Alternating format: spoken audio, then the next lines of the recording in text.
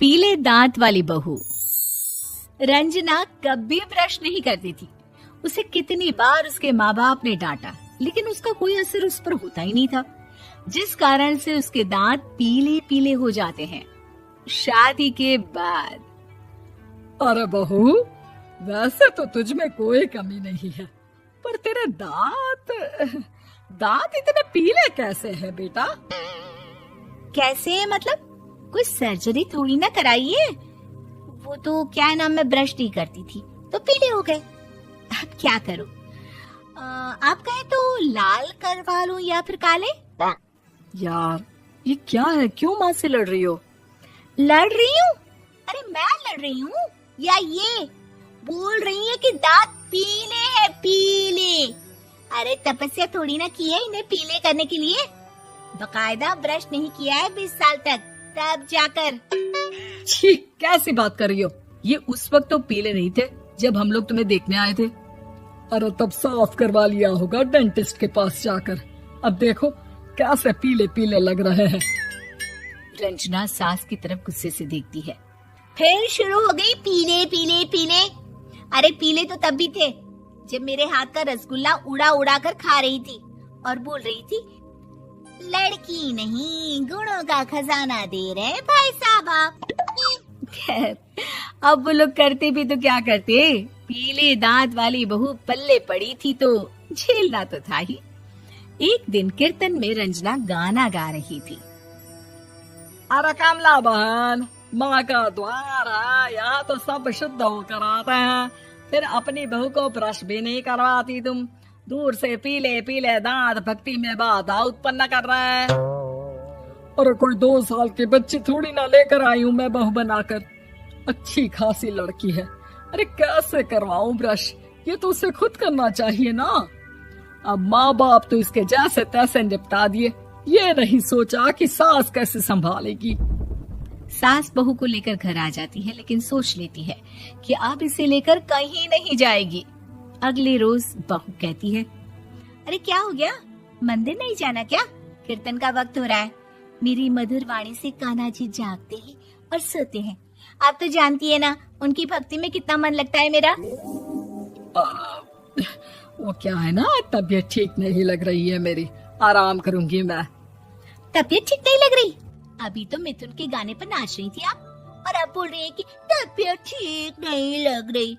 अरे भक्ति में मन लगा लो सासू माँ, ऊपर जाना है, क्या मुंह दिखाओगी आप? हाँ? सास को बहू की बात पर गुस्सा आ जाता है। मैं क्या मुंह दिखाऊंगी, इसकी चिंता तो ना कर, समझी? अपने मुंह की चिंता कर, जो ये पीले पीले दांत लेकर हर जगह पहुंच जाती है। पता है लोग कितना मजाक बनाते हैं। ना जी ना, मैं नहीं जाना कहीं तेरे साथ। तो ये बात है। कोई ना, मत जाओ, मैं अपने कमरे में ही बैठकर भक्ति कर लूंगी। ऊपर वाला दांत थोड़ी ना देखता है, मन देखता है, भावना देखता है। और अरे बस बस, तू सब कुछ दिखा, बस ये सफेद चमकदार दांत ना दिखाना किसी को, है? जा यहाँ से। बहू को सास की बात का कोई फर्क नहीं पड़ता, वो तो जैसी थी वैसी ही रह जाती है। सुबह नहाकर किचन में खाना बनाना, फिर खाना खाना, कीर्तन भजन करना और सो जाना। एक दिन, माँ जी मैं सहेली के घर जा रही हूँ, शाम को लेट आऊंगी। हाँ हाँ तो जाना, मैंने कौन सा तेरी आरती करनी है घर पर बैठकर। रंजना सहेली के घर जाती है, जहाँ वो पार्टी में जाने की तैयारी कर रही होती है। अरे शिखा, कहाँ जाने की तैयारी कर रही है? मैं गलत वक्त पर आ गई क्या? अरे नहीं यार, उल्टा सही वक्त पर आ गया। मैंने ये साड़ी और ज्वेलरी निकाली है यार, शाम को इनके ऑफिस की एक पार्टी में जाना है। बताना कैसा लग रहा है ये सब? नहीं यार, इस ड्रेस के साथ तो वो वाली ज्वेलरी अच्छी लगेगी। हाँ हाँ सही बोल रही है, मैंने ध्यान ही नहीं दिया। वैसे तो हमेशा से मस्त फैशन सेंस रखती है। तो बड़ा जाती होगी ना पति के साथ पार्टी में। रंजना कुछ नहीं बोलती, बस सोचती है कि यार काश ये बात सही हो जाती, पर मैं क्यों नहीं जाती पार्टी में? क्या इन लोगों की कोई पार्टी होती नहीं होगी? रंजना घर आती है और रात में पति से सवाल करती है, एक बात बताइए, आप मुझे किसी पार्टी में क्यों नहीं ले जाते? क्या आपकी यहाँ ऑफिस में पार्टी नहीं होती? पति बेचारा क्या कहता कि दांत पीले हैं तुम्हारे इसलिए। अरे कोई पार्टी होती नहीं हम लोगों के ऑफिस में, तो कहाँ से लेकर जाऊं? और मार्केट, मॉल, कहीं वीकेंड घूमना, कहीं तो। अरे यार, सारे हफ्ते में एक छुट्टी मिलती है, तो सोचता हूँ कि आराम ही कर लूं। क्यों? रंजना मन मार के रह जाती है। पहले कभी सास के साथ मंदिर जाया करती थी, लेकिन वो भी सास ने ले जाना बंद कर दिया। घर बैठी बैठी रंजना बोर हो जाती है। तभी उसे आइडिया आता है और वो मायके जाने का सोचती है। सासू माँ, 2 दिनों के लिए मम्मी के घर जा रही हूँ। अच्छा ठीक है, आराम से जा। और हाँ, माँ से कुछ अच्छी आदत सीख कर आना कि कैसे शरीर के हर भाग की तरह दांतों की सफाई भी जरूरी होती है, समझी? शुरू हो गई ना आप। वो लोग आपकी तरह नहीं है कि छोटी छोटी बात का बतंगड़ बना दे।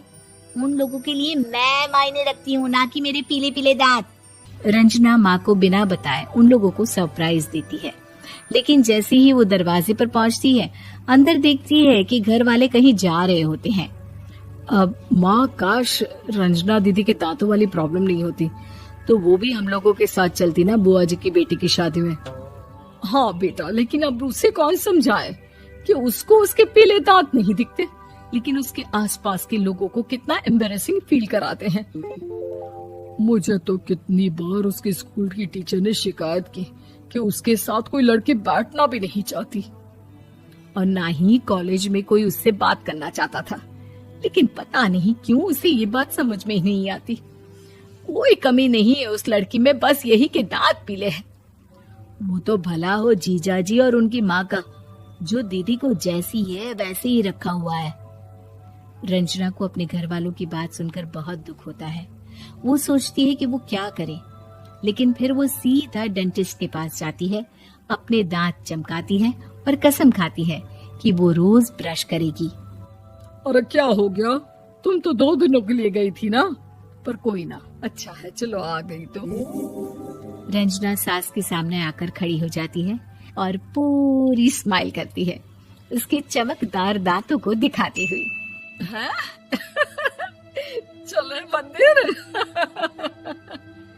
माँ, मुझे माफ कर दीजिए, मैंने आप लोगों को बहुत एम्बैरेसिंग फील करवाया। मैं आज से रोज ब्रश करूंगी।